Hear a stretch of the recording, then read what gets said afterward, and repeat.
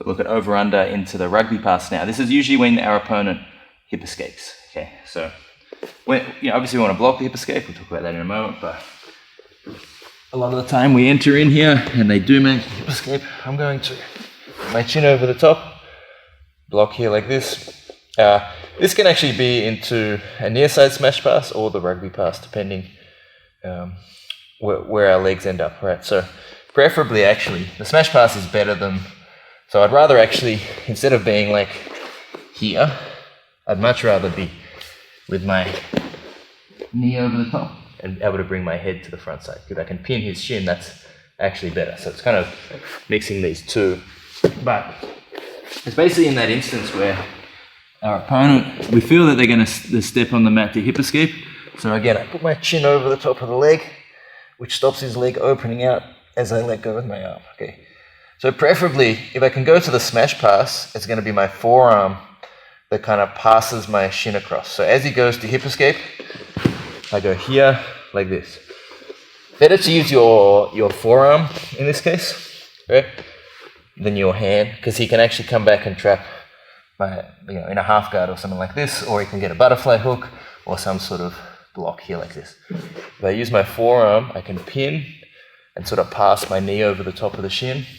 It's a pretty smooth transition. If I don't like what's happening, I can always work to flick outside the legs as well. Okay. So this is actually ideal when they hip escape. Put our knee over the top. Once our knee goes over the top, we want to immediately change our head to the side. I'm still going to be picking up his bottom leg. I'm going to go here.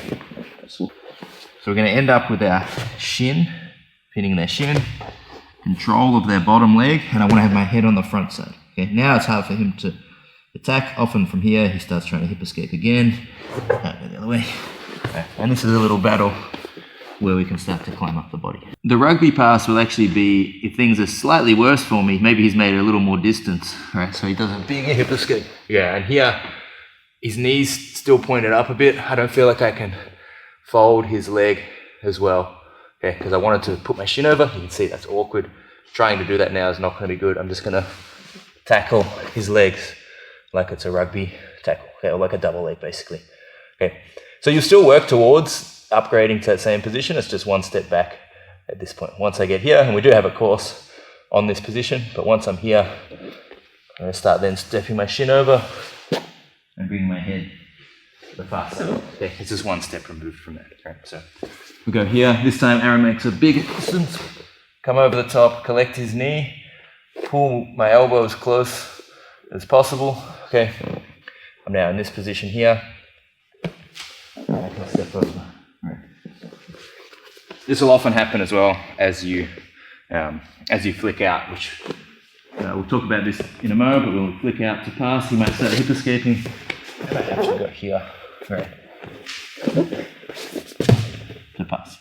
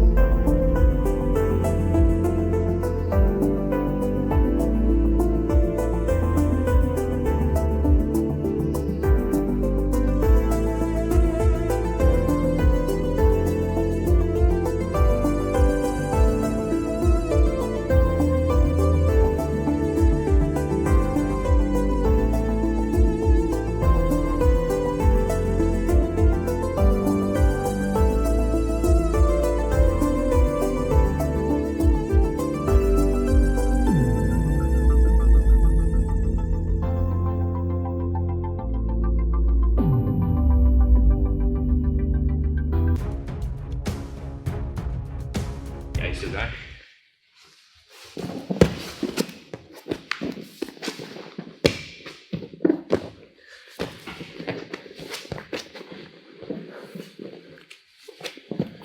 All right, so now we'll look at when we turn our opponent's hips, we don't feel like the smash pass is a good option because their top leg's not high.